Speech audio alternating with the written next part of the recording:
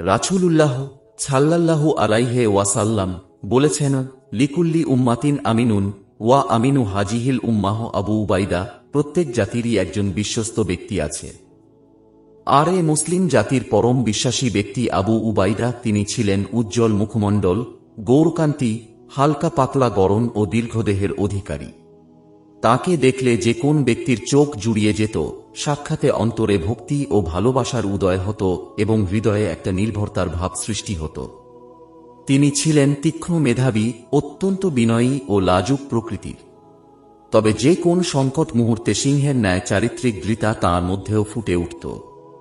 তাঁর চারিত্রিক দীপ্তি ও তীক্ষ্ণতা ছিল তরবারির ধারের ন্যায়। রাসূল সাল্লাল্লাহু আলাইহি ওয়াসাল্লাম এর ভাষায় তিনি ছিলেন উম্মাতে মুহাম্মাদির আমিন, বিশ্বাসযোগ্য ব্যক্তি। তার পুরো নাম আমিল ইবন আবদুল্লাহ ইবনুল জাররাহ আল ফিহরি আল কুরাইশি। তবে কেবল আবু উবাইদা নামে তিনি সবার কাছে পরিচিত।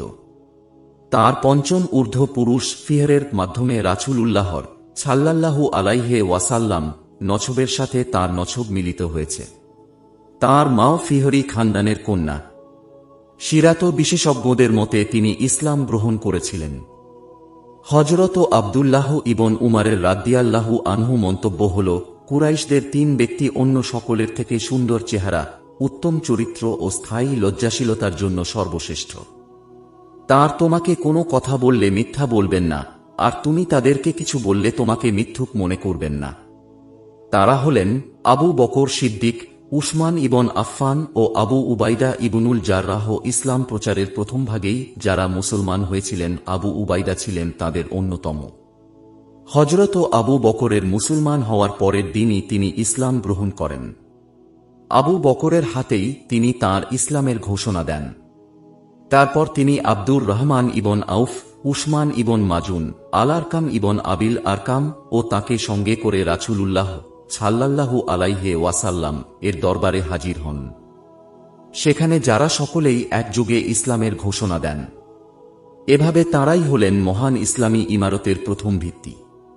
মক্কায় মুসলিমদের তিক্ত অভিজ্ঞতার প্রথম থেকে শেষ পর্যন্ত আবু উবাইদা শরীক ছিলেন। প্রতিটি ক্ষেত্রে তিনি অটল থেকে আল্লাহ ও রাসূলের প্রতি বিশ্বাসের চূড়ান্ত পরীক্ষায় কামিয়াব হন। কুরাইশদের অত্যাচারে অতিষ্ঠ হয়ে দুবার হাবশায় হিজরাত করেন। অতঃপর রাসূলুল্লাহর সাল্লাল্লাহু আলাইহি ওয়াসাল্লাম হিজরতের পর তিনিও মদিনায় হিজরত করেন। মদিনায় সাদ বিন মুয়াজের সাথে তাঁর দ্বীনি মুয়াখাত বা দ্বীনি ভ্রাতৃত্ব প্রতিষ্ঠিত হয়। কিন্তু বদর যুদ্ধের দিন আবু উবাইদার পরীক্ষার কঠোরতা ছিল সকল ধ্যানধারণা ও কল্পনার ঊর্ধ্বে। যুদ্ধের ময়দানে এমন বেপরোয়াভাবে কাফিরদের ওপর আক্রমণ চালাতে থাকেন যেন তিনি মৃত্যুর প্রতি সম্পূর্ণ উদাসীন। মুশরিকরা তাঁর আক্রমণে ভীত সন্ত্রস্ত হয়ে পড়ে এবং তাদের অশ্বারোহী সৈনিকরা প্রাণের ভয়ে দিশেহারা হয়ে দিকবিদিক পালাতে থাকে। কিন্তু শত্রুপক্ষের এক ব্যক্তি বারবার ঘুরে ফিরে তাঁর সামনে এসে দাঁড়াতে লাগল, আর তিনিও তার সামনে থেকে সরে যেতে লাগলেন যেন তিনি সাক্ষাৎ এড়িয়ে যাচ্ছেন। লোকটি ভিড়ের মধ্যেও প্রবেশ করল। আবু উবাইদা সেখানেও তাকে এড়িয়ে চলতে লাগলেন। অবশেষে সে শত্রুপক্ষ ও আবু উবাইদার মাঝখানে এসে প্রতিবন্ধক হয়ে দাঁড়াল। যখন তার ধৈর্যের বাঁধ ভেঙে গেল, তিনি তাঁর তরবারির এক আঘাতে লোকটির মাথা দেহ থেকে বিচ্ছন্ন করে ফেলেন। লোকটি মাটিতে গড়িয়ে পড়ল। লোকটিকে সে আর কেউ নয়, সে আবু উবাইদার পিতা আব্দুল্লাহ ইবনুল জাররাহ। প্রকৃতপক্ষে আবু উবাইদা তাঁর পিতাকে হত্যা করেননি, তিনি তাঁর পিতার আকৃতিতে শিরক বা পৌত্তলিকতা হত্যা করেছেন।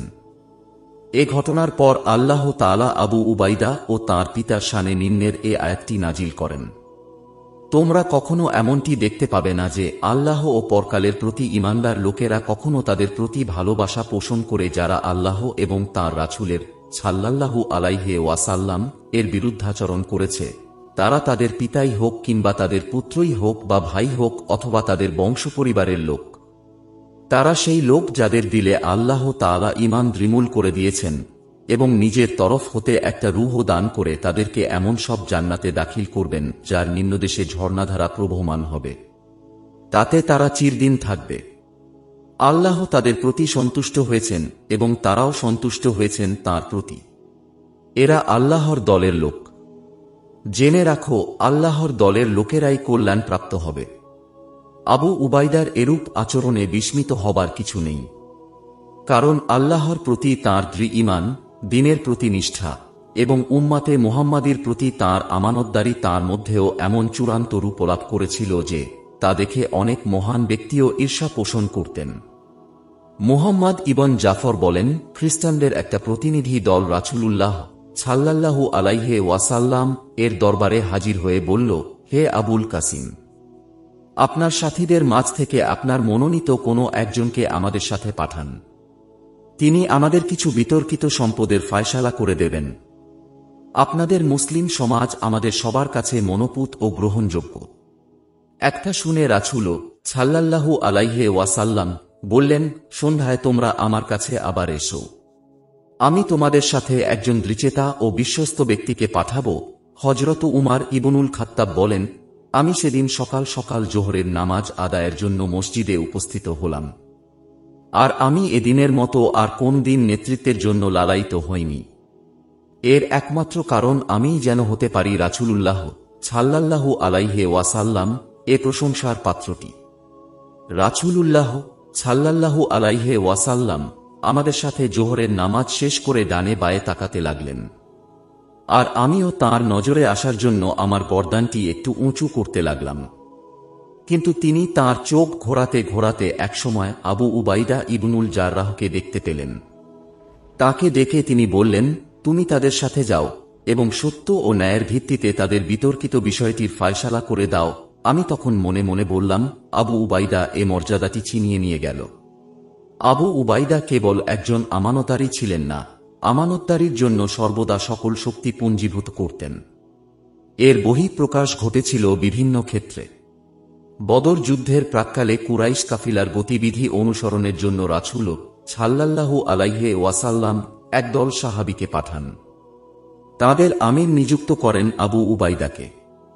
পাথেয় হিসাবে তাদেরকে কিছু খোরমা দেওয়া হয়। প্রতিদিন আবু উবাইদা তাঁর প্রত্যেক সঙ্গীকে মাত্র একটি খোরমা দিতেন। তারা শিশুদের মায়ের স্তন চোষার ন্যায় সারাদিন সেই খোরমাটি চুষে চুষে এবং পানি পান করে কাটিয়ে দিত। এভাবে সকাল থেকে সন্ধ্যা পর্যন্ত মাত্র একটি খোরমা দিতেন। তার শিশুদের মায়ের স্তন চোষার ন্যায় সারাদিন সেই খোরমাটি চুষে চুষে এবং পানি পান করে কাটিয়ে দিত। এভাবে সকাল থেকে সন্ধ্যা পর্যন্ত মাত্র একটি খোরমাই তাদের জন্য যথেষ্ট ছিল। কোন কোন বর্ণনায় ঘটনাটি এভাবে বর্ণিত হয়েছে, অষ্টম হিজরিতে রজব মাসে রাসূল সাল্লাল্লাহু আলাইহি ওয়াসাল্লাম আবু উবাইদার নেতৃত্বে উপকূলীয় এলাকায় কুরাইশদের গতিবিধি লক্ষ্য করার জন্য একটি বাহিনী পাঠান। কিছু খেজুর ছাড়া তাদের সাথে আর কোনো পথই ছিল না। সৈনিকদের প্রত্যেকের জন্য দৈনিক বরাদ্দ ছিল মাত্র একটি খেজুর। এই একটি খেজুর খেয়েই তাঁর বেশ কিছুদিন অতিবাহিত করেন। অবশেষে আল্লাহ তাআলা তাঁদের এ বিপদ দূর করেন। সাগর তীরে তাঁরা বিশাল আকৃতির এক মাছ লাভ করেন এবং তার উপর নির্ভর করেই তাঁরা মদিনায় প্রত্যাবর্তন করেন। হয়তো এ দুটি পৃথক পৃথক ঘটনা ছিল। উহুদের যুদ্ধে মুসলমানরা যখন পরাজয় বরণ করে এবং মুশরিকরা জোরে জোরে চিৎকার করে বলতে থাকে, মুহাম্মাদ কোথায়, মুহাম্মাদ কোথায়, তখন আবু উবাইদা ছিলেন সেই 10 ব্যক্তির অন্যতম যারা বুক পেতে রাসূল সাল্লাল্লাহু আলাইহি ওয়াসাল্লাম কে মুশরিকদের তীর থেকে রক্ষা করেছিলেন। যুদ্ধ শেষে দেখা গেল রাসূলুল্লাহ সাল্লাল্লাহু আলাইহি ওয়াসাল্লাম এ দাঁত শহীদ হয়েছে, তার কপাল রক্তে রঞ্জিত হয়ে গেছে এবং গণ্ডদেশে বর্মের দুটি বেড়ি বিঁধে গেছে। হযরত আবু বকর সিদ্দিক বেড়ি দুটিকে উঠিয়ে ফেলার জন্য তড়িঘড়ি এগিয়ে এলেন। আবু উবাইদা তাকে বললেন, কসম আল্লাহর, আপনি আমাকে ছেড়ে দিন। তিনি ছেড়ে দিলেন। আবু উবাইদা ভয় করলেন, হাত দিয়ে বেড়ি দুটি তুললে রাসূল সাল্লাল্লাহু আলাইহি ওয়াসাল্লাম হয়তো কষ্ট পাবেন। তিনি শক্তভাবে দাঁত দিয়ে কামড়ে ধরে প্রথমে একটি তুলে ফেললেন, কিন্তু তারও অন্য একটি দাঁত ভেঙে গেল। তখন আবু বকর রাদিয়াল্লাহু আনহু মন্তব্য করলেন, আবু উবাইদা সর্বোত্তম ব্যক্তি। খন্দক ও বনি কুরাইজা অভিযানেও তিনি অংশগ্রহণ করেন। হুদাইবিয়ার ঐতিহাসিক চুক্তিতে তিনি একজন সাক্ষী হিসেবে স্বাক্ষর করেন। খাইবার অভিযানে সাহস ও বীরত্বের পরাকাষ্ঠা প্রদর্শন করেন।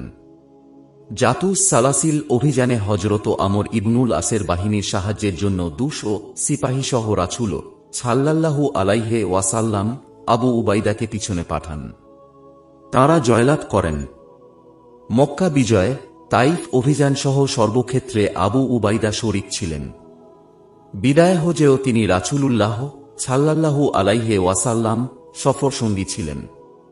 ইসলাম গ্রহণের পর রাসূলুল্লাহ সাল্লাল্লাহু আলাইহি ওয়াসাল্লাম জীবনের শেষ দিন পর্যন্ত আবু উবাইদা সর্বক্ষেত্রে ছায়ার ন্যায় সর্বদা তাঁকে অনুসরণ করেন।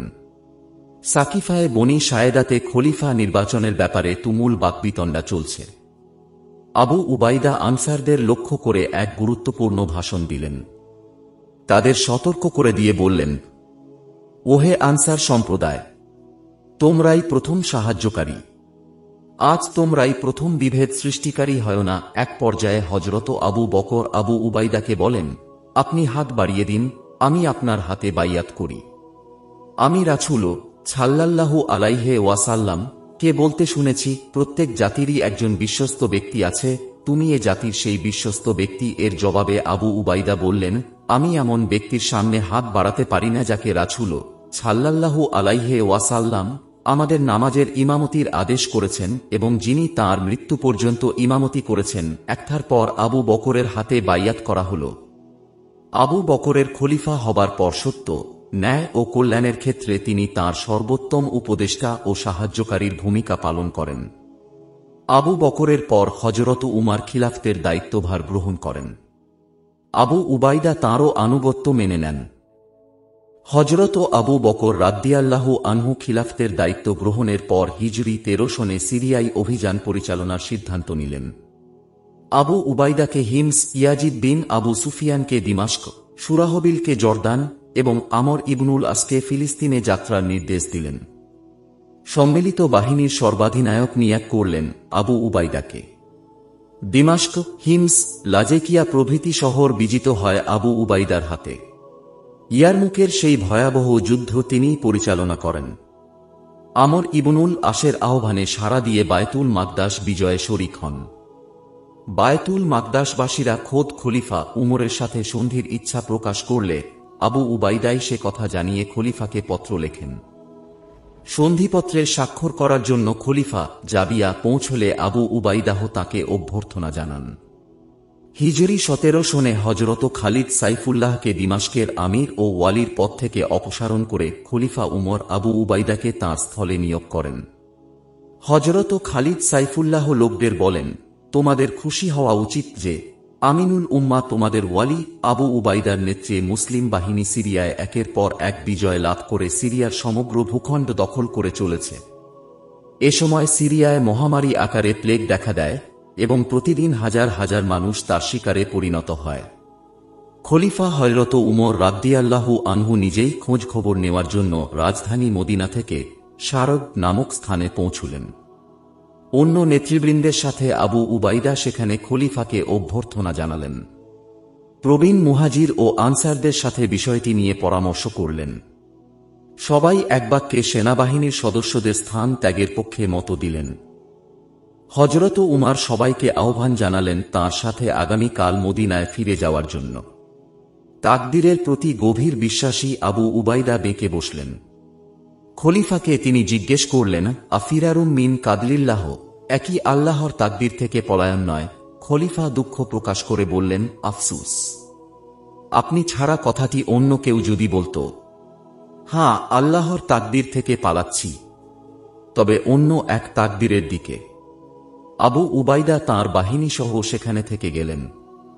খলিফাতুল মুসলিমিন হযরত উমার মদিনা পৌঁছে দূত মারফত আবু উবাইদাকে একখানা পত্র পাঠান। পত্রে তিনি লিখেন, আপনাকে আমার খুবই প্রয়োজন, অত্যন্ত জরুরিভাবে আপনাকে আমি তলব করছি। আমার এ পত্রখানি যদি রাতের বেলা আপনার কাছে পৌঁছে তাহলে সকাল হওয়ার পূর্বেই রওয়ানা দেবেন, আর যদি দিনের বেলা পৌঁছে তাহলে সন্ধ্যার পূর্বেই রওয়ানা দেবেন। খলিফা উমারের এ পত্রখানি হাতে পেয়ে তিনি মন্তব্য করেন, আমার কাছে আমিরুল মুমিনিনের প্রয়োজনটা কি তা আমি বুঝেছি। যে বেঁচে নেই তাকে তিনি বাঁচাতে চান। তারপর তিনি লিখলেন, আমিরুল মুমিনিন, আমি আপনার প্রয়োজনটা বুঝেছি। আমি তো মুসলিম মুজাহিদদের মাঝে অবস্থান করছি। তাদের ওপর যে মুসিবত আপতিত হয়েছে তা থেকে আমি নিজেকে বাঁচানোর প্রত্যাশী নই। আমি তাদেরকে ছেড়ে যেতে চাই না যতক্ষণ না আল্লাহ আমার ও তাদের মাঝে চূড়ান্ত ফায়সালা করে দেন। আমার এ পত্রখানি আপনার হাতে পৌঁছার পর আপনি আপনার সিদ্ধান্ত প্রত্যাহার করুন এবং আমাকে এখানে অবস্থানের অনুমতি দান করুন। হযরত উমার এ পত্রখানি পাঠ করে এত ব্যাকুলভাবে কেঁদেছিলেন যে তাঁর দুচোখ থেকে ঝরঝর করে অশ্রু গড়িয়ে পড়েছিল।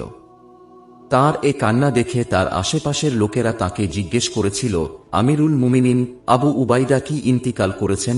তিনি বলেছিলেন, না। তবে তিনি মৃত্যুর দ্বার প্রান্তে। হযরত উমরের ধারণা মিথ্যা হয়নি। অল্প কিছুদিনের মধ্যেই তিনি প্লেগে আক্রান্ত হন। মৃত্যুর পূর্ব মুহূর্তে তিনি তাঁর সেনাবাহিনীকে লক্ষ্য করে উপদেশমূলক একটি সংক্ষিপ্ত বক্তৃতা দেন। তিনি বলেন, তোমাদেরকে যে উপদেশটি আমি দিচ্ছি তোমরা যদি তা মেনে চলো তাহলে সবসময় কল্যাণের পথেই থাকবে। তোমরা নামাজ কায়েম করবে, রমাদান মাসে রোজা রাখবে, জাকাত দান করবে, হজ ও উমরা আদায় করবে, একে অপরকে উপদেশ দেবে, তোমাদের শাসক ও নেতৃবৃন্দকে সত্য ও ন্যায়ের কথা বলবে, তাদের কাছে কিছু গোপন রাখবে না এবং দুনিয়ার সুখ সম্পদে গা ভাসিয়ে দেবে না। কোনো ব্যক্তি যদি 1000 বছরও জীবন লাভ করে, আজ আমার পরিণতি তোমরা দেখতে পাচ্ছ তারও এই একই পরিণতি হবে। সকলকে সালাম জানিয়ে তিনি বক্তব্য শেষ করেন। অতঃপর মুয়াজ ইবন জাবালের দিকে তাকিয়ে বলেন, মুয়াজ, তুমি নামাজের ইমামতি করো। এর পরপরই তাঁর রূহটি পবিত্র দেহ থেকে বিচ্ছিন্ন হয়ে পরম সত্তার দিকে ধাবিত হয়। মুয়াজ উঠে দাঁড়িয়ে সমবেত সকলকে লক্ষ্য করে বলেন, লোক সকল, তোমরা এ ব্যক্তির তিরোধানে ব্যথা ভারাক্রান্ত। আল্লাহর কসম, আমি এ ব্যক্তির থেকে অধিক কল্যাণদৃপ্ত বক্ষ, পরিচ্ছন্ন হৃদয়, পরকালের প্রেমিক এবং জনগণের উপদেশ দানকারী আর কোনো ব্যক্তিকে জানি না। তোমরা তাঁর প্রতি রহম করো, আল্লাহ তোমাদের প্রতি রহম করবেন। এটা হিজরি 18 সনের ঘটনা। এরপর লোকেরা সমবেত হয়ে আবু উবাইদার মরদেহ বের করে আনল। মুয়াজ বিন জাবালের ইমামতিতে তাঁর জানাজা অনুষ্ঠিত হল। মুয়াজ বিন জাবাল, আমর ইবনুল আস ও দাহাদ বিন কায়েস কবরের মধ্যেও নেমে তাঁর লাশ মাটিতে শায়িত করেন। কবরে মাটি চাপা দেওয়ার পর মুয়াজ এক সংক্ষিপ্ত ভাষণে তাঁর প্রশংসা করে বলেন, আবু উবাইদা, আল্লাহ আপনার ওপর রহম করুন। আল্লাহর কসম, আমি আপনার সম্পর্কে যতটুকু জানি কেবল ততই বলবো, অসত্য কোনো কিছু বলবো না, কারণ আমি আল্লাহর শাস্তির ভয় করি। আমার জানা মতে আপনি ছিলেন আল্লাহ অত্যধিক স্মরণকারী, বিনম্রভাবে জমিনের ওপর বিচরণকারী ব্যক্তিদের একজন। আর আপনি ছিলেন সেই সব ব্যক্তিদের অন্যতম যারা তাদের রবের উদ্দেশ্যেও সিজদারত ও দাঁড়ানোর অবস্থায় রাত্রি অতিবাহিত করে এবং যারা খরচের সময় অপচয় করে না, কার্পণ্য করে না, বরং মধ্যবর্তী পন্থা অবলম্বন করে থাকে। আল্লাহর কসম, আমার জানা মতে আপনি ছিলেন বিনয়ী এবং ইয়াতীম মিসকিনদের প্রতি সদয়। আপনি ছিলেন অত্যাচারী অহংকারীদের শত্রুদেরই একজন। খাওফে খেদা, ইত্তেবায়ে সুন্নাত, তাকওয়া, বিনয়, সাম্যের মনোভাব, স্নেহ ও দয়া ছিল তাঁর চরিত্রের বিশেষ বৈশিষ্ট্য। একদিন একটি লোক আবু উবাইদার বাড়িতে গিয়ে দেখতে পেল তিনি হাউমাউ করে কাঁদছেন। লোকটি জিজ্ঞেস করল, ব্যাপার কি আবু উবাইদা, এত কান্নাকাটি কেন? তিনি বলতে লাগলেন, একবার রাসূল সাল্লাল্লাহু আলাইহি ওয়াসাল্লাম মুসলমানদের ভবিষ্যৎ বিজয় ও ধনৈশ্বর্যের আলোচনা প্রসঙ্গে সিরিয়ার প্রসঙ্গ উঠালেন। বললেন, আবু উবাইদা, তখন যদি তুমি বেঁচে থাকো তাহলে 3টি খাদেমই তোমার জন্য যথেষ্ট হবে। একটি তোমার নিজের, একটি পরিবার পরিজনের এবং অন্যটি তোমার সফরে সঙ্গী হওয়ার জন্য। অনুরূপভাবে 3টি বাহনও যথেষ্ট মনে করবে। একটি তোমার, একটি তোমার খাদেমের এবং একটি তোমার জিনিসপত্র পরিবহনের জন্য। কিন্তু এখন দেখছি আমার বাড়ি খাদেমে এবং আস্তাবল ঘোড়ায় ভরে গেছে।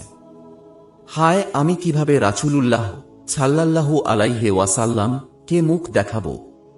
রাসূল সাল্লাল্লাহু আলাইহি ওয়াসাল্লাম বলেছিলেন, সেই ব্যক্তি আমার সর্বাধিক প্রিয় হবে যে ঠিক সেই অবস্থায় আমার সাথে মিলিত হবে যে অবস্থায় আমি তাকে ছেড়ে যাচ্ছি। খলিফা হযরত উমর সিরিয়া সফরের সময় দেখতে পেলেন অফিসারদের গায়ে জাঁকজমকপূর্ণ পোশাক পরিচ্ছদ। তিনি এতই ক্ষেপে গেলেন যে ঘোড়া থেকে নেমে পড়লেন এবং তাদের দিকে পাথরের টুকরো নিক্ষেপ করতে করতে বললেন, তোমরা এত তাড়াতাড়ি অনারব অভ্যাসে অভ্যস্ত হয়ে পড়েছ। কিন্তু আবু উবাইদা একজন সাদামাটা আরব হিসেবে খলিফার সাথে সাক্ষাৎ করলেন। গায়ে অতি সাধারণ আরবীয় পোশাক, উটের লাগামটিও একটি সাধারণ রশি। খলিফা উমার রাদিয়াল্লাহু আনহু তাঁর বাসস্থানে গিয়ে দেখতে পেলেন সেখানে আরও বেশি সরল সাদাসিধে জীবনধারার চিহ্ন, অর্থাৎ একটি তলোয়ার, একটি ঢাল ও উটের একটি হাওদা ছাড়া তাঁর বাড়িতে আর কিছু নেই। খলিফা বললেন, আবু উবাইদা, আপনি তো আপনার প্রয়োজনীয় জিনিসপত্রের ব্যবস্থা করে নিতে পারতেন। জবাবে আবু উবাইদা বললেন, আমিরুল মুমিনিন, আমাদের জন্য এতটুকুই যথেষ্ট। একবার হযরত উমর রাদিয়াল্লাহু আনহু উপঢৌকন হিসেবে 4 দিনার ও 4000 দিরহাম আবু উবাইদার নিকট পাঠালেন। তিনি সব অর্থই সৈনিকদের মধ্যেও বন্টন করে দিলেন, নিজের জন্য একটি পয়সাও রাখলেন না। হযরত উমর একটা শুনে মন্তব্য করেন, আলহামদুলিল্লাহ, ইসলামে এমন লোকও আছে তিনি এতই বিনয়ী ছিলেন যে সিপাহসালার হওয়া সত্ত্বেও সাধারণ সৈনিকদের থেকে তাকে পৃথক করা যেত না। অপরিচিত কেউ তাকে সিপাহসালার বলে চিনতে পারত না। একবার তো এক রোমান দূত এসে জিজ্ঞেস করেই বসে, আপনাদের সেনাপতি কে? সৈনিকরা যখন আঙ্গুর উঁচিয়ে তাকে দেখিয়ে দিল, তখন তো সে সেনাপতির অতি সাধারণ পোশাক ও অবস্থান দেখে হতভম্ব হয়ে গেল।